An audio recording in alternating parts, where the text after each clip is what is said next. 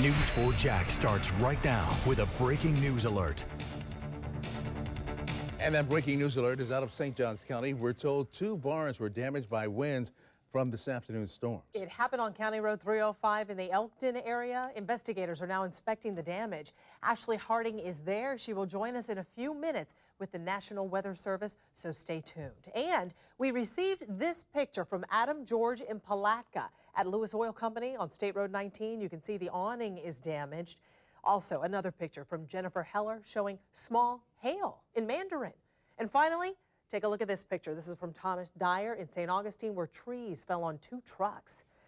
Time now to check in with Chief Meteorologist John Gahn for the look at where these strong storms are headed. John? And once again, the big story here is the fact that these storms have been really firing up here over the last few hours, and now they are continuing to kind of fade from view. So the big one with Arthur in just a few moments. All right, thank you, John. Now back to that local breaking news alert we told you about from St. Johns County, the storms that caused some damage to some barns in the Elkton area. Okay, this happened on County Road 305 in the Elkton area. Well, Channel 4's Ashley Harding, she just arrived on the scene. She's joining us now live. And Ashley, what can you tell us? Well, it's not so much what we can tell you, it's more about what we can show you, Rob. Just take a look at this behind me. You can see just how extensive this damage really is. You can see all that metal right there on the ground. This thing was completely flattened, it seems. It's not just the one barn, it's also the barn to the left. We don't know who owns these barns or who owns them or anything like that, but we just came upon this. You can see just how much damage there really is here. Now, I want to learn a little more about what this really was, so to help me in that is Scott Cordero. He is a meteorologist with the National Weather Service. So, Scott, what can you tell us about what happened here today? Well, basically what happened is we had a microburst that occurred across the area. And what happens is there's a fast descension down to the ground of winds, and it fans out, and it hits structures, and basically this one in this case was 70-80 miles an hour, and with the integrity of the building, a large surface area of the barn, it was a rather easy target for the microburst winds to occur. So at this point, we don't think this was a tornado or anything like that. No, basically it was straight line winds. Everything is unidirectional, everything in one direction, everything from the power poles all the way to the debris strewn from the building itself, all in one direction. And basically those winds were 70-80 miles an hour. Based on our assessment, it usually takes about that mile-an-hour type of winds to actually make the power poles lean and to destroy the tin that's attached to such a structure.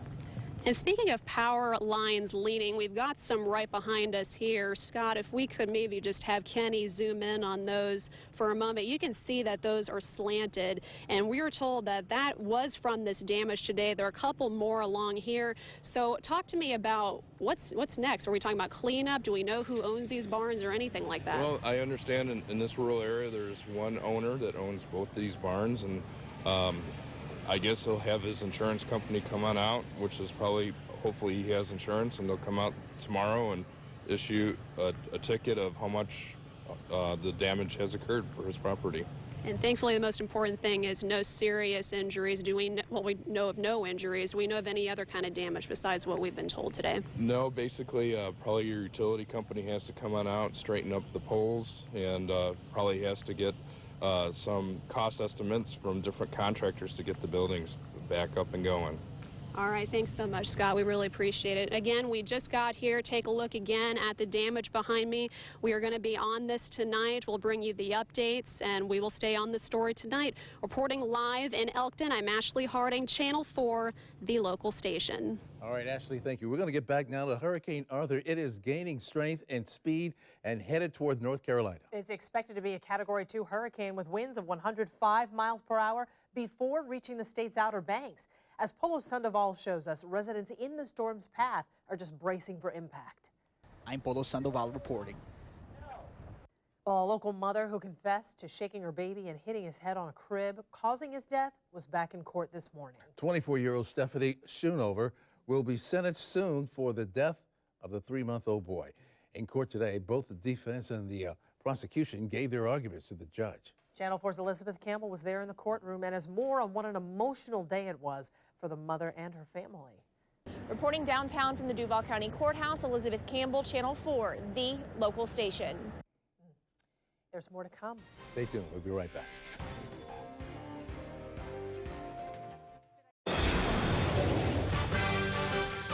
Remember, you're watching Channel 4, the local station.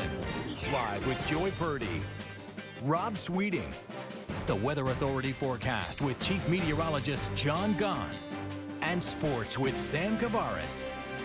News 4 Jax continues.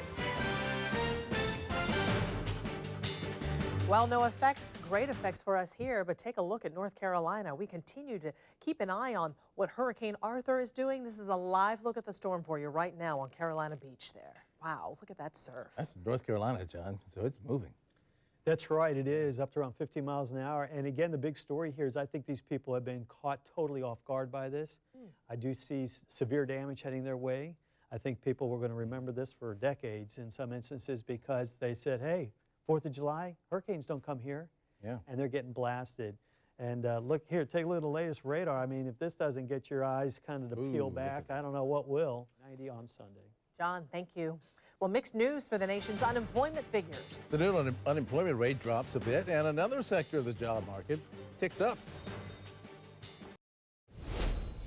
Around America tonight, the latest jobs report for the Department of Labor shows the U.S. economy added 288,000 jobs in June. The unemployment rate now stands at 6.1%. That's down from 6.2%. June was the 5th straight month of net job creation. Here's some of the bad news. The number of people working part-time jobs because they can't find full-time jobs went up.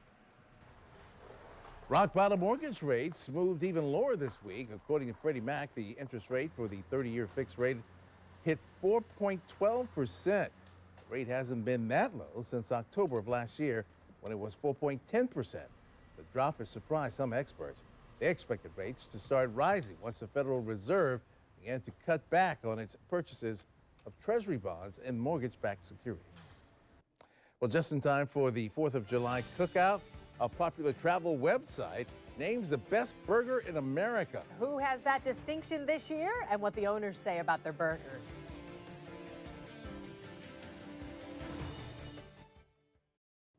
Well, it's a subject that's always open for debate. No doubt this story will start a debate. Who is the best burger in America?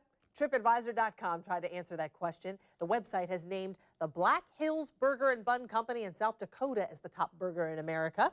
TripAdvisor based the rankings and on reviews and opinions of millions of travelers. Owners, of course, of Black Hills Burger and Bun say they make everything from scratch and they use the freshest ingredients available. Yeah, they got all the cattle right out there. There you go. Thanks for joining us. Good night. Stay connected to WJXT Channel 4 24/7 from anywhere in the world.